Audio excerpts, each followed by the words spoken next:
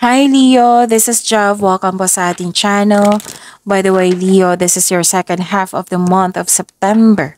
From September 16 to 30, 2025. Gamitin ang reading na ito bilang gabay lamang kung naka-resonate kayo, comment down. Tandaan Leo, ito ay general reading po. Kunin nyo lang po kung ano naka-resonate sa iyo. This is for you, Leo.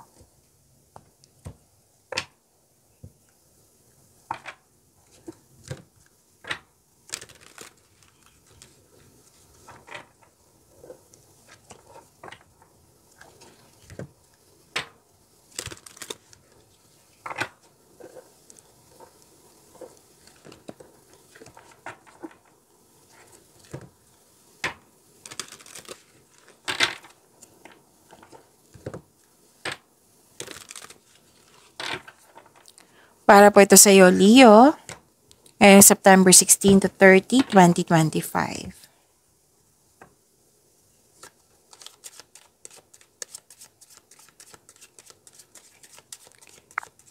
Maraming salamat po sa inyong patuloy na suporta, sa mga nag-donate, sa mga hindi nag-skip ng ads, maraming salamat po. Sa mga hindi pa nag-subscribe, subscribe na po kayo at click bell notification para malaman nyo na may bago tayong video. Para sa mga gustong magpa-reading, comment po kayo ng personal reading. Again, comment kayo ng personal reading and check my reply sa comment section.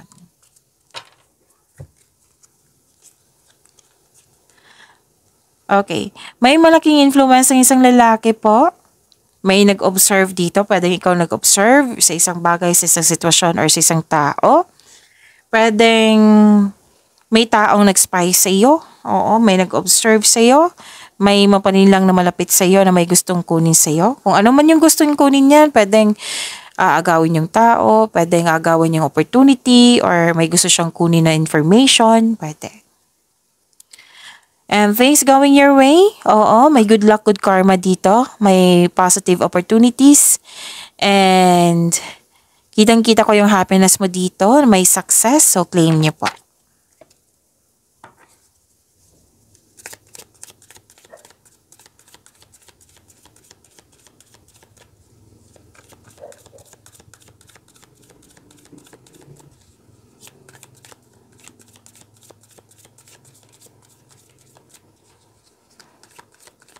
Energy po ni Leo, September 16 to 30, 2025.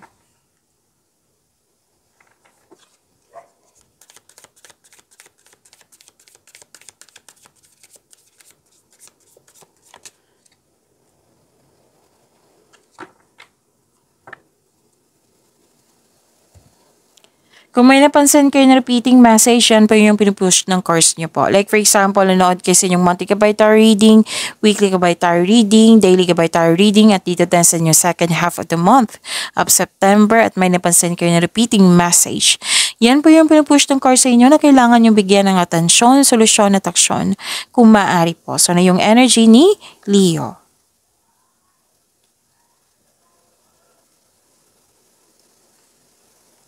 Movement. May binigyan ka ng agarang aksyon, Leo. Transition. Sa araw na ito, may mabilisang desisyon. Darating na din yung inaantay mong mensahe. May parating na blessings na magbibigay saya sa iyo. Maaari din na may travel na magaganap or isang tao na darating sa iyong buhay. May event invitation, may nag-asa sa'yo ng date, may travel. Pwede din na may isa o maraming alok o idea na darating sa iyo. So, busy ka dito, lalo na sa trabaho. May exciting new opportunities, financial stability. Yes, nagkaroon ng abundance sa kaperahan mo ngayon.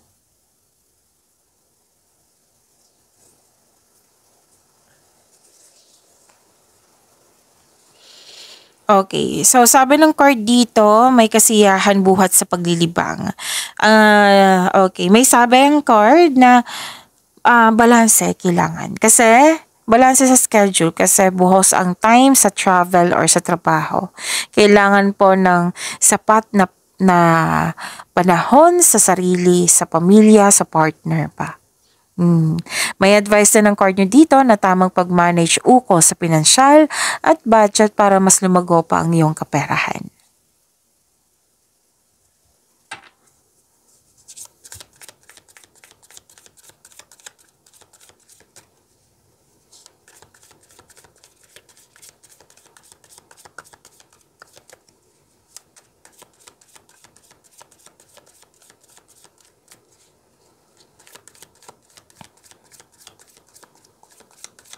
Career and money, career and money.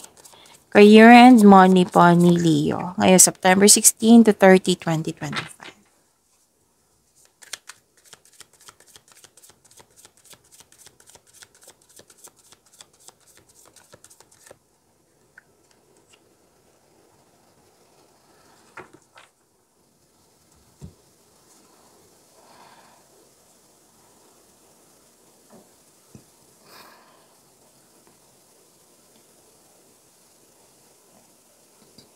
Excuse me, kailangan ko mag-burp. Okay, Leo. Gumagawa ka ng lohikal na aksyon sa iyong mga layunin sa buhay. May leadership role na binigay sa inyo. May promotion, pagtaas ng kita, sweldo or allowance or sa inyong posisyon. Okay, so leadership role na binigay sa inyo. At kinikilala ka, ginagalang ka, kinikilala ka ng mga tao dyan kasi marami ka ng kontribusyon. Marami ka nang napatunayan. Okay? Gumagawa ka ng aksyon upang manindigan. At ginagamit mo yung katalinuhan mo o lohika para makamit ang tagumpay. So, you want to win at all cost. Okay? So, marami ding, what I meant is, kung may legal na usapin, kung may legal concern kayo, makaka-receive kayo ng mabuting balita.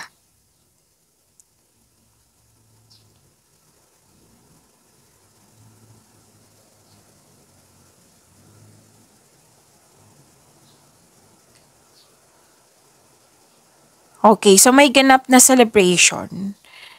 Pwedeng nabuo or nakompleto na yung mga ginagawa mo dyan. Pwedeng project to. Okay? So sabi ng card, which is good, kasi nag-celebrate kayo eh. It will increase your flow of positivity. Okay?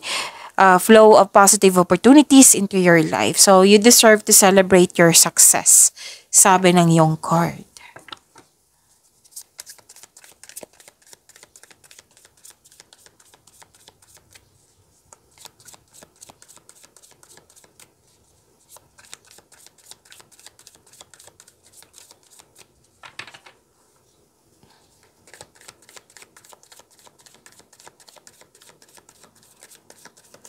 Love life, self-love, partnership, and romance ni Leo ngayong September 16 to 30, 2025.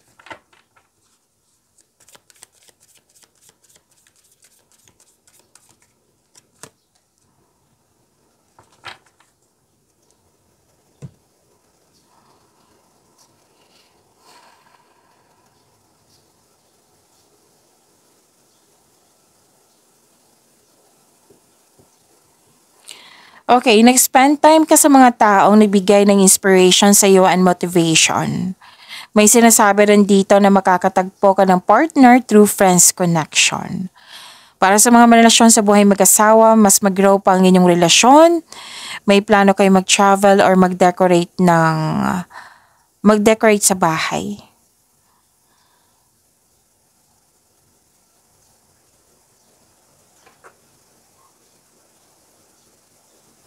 May sabi din dito na thankful ka sa mga biyayang natanggap mo. You have overflowing abundance. Successful and satisfied ka sa buhay. Sa mga single pa, may ma-attract kang sobrang successful sa buhay at masaya at ready na ito sa seryosong relasyon. Sa mga relasyon sa buhay mag-asawa, love and happiness overflow.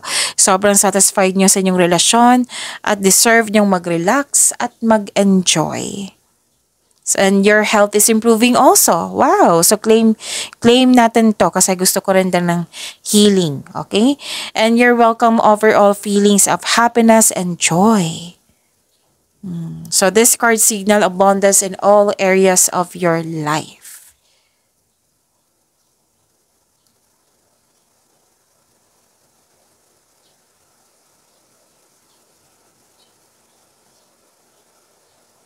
So, nagbigay ka ng mahabang pasensya sa isang tao. Kasi, nagkaroon ng mataas ng ego. Pwedeng ikaw to, pwedeng siya. Nakaramdam ka ng pagod, pero ayaw mo sumuko. So, musubukang maglaan ng oras para mag-usap kayo ng mahinahon at gawa ka ng adjustment kung kinakailangan. Pwedeng sa partner mo to, sa kaibigan ba, sa family member pa. Pag-imanin niyo po yung blessings na binigay sa inyo, Leo. See you tomorrow. Maraming salamat po.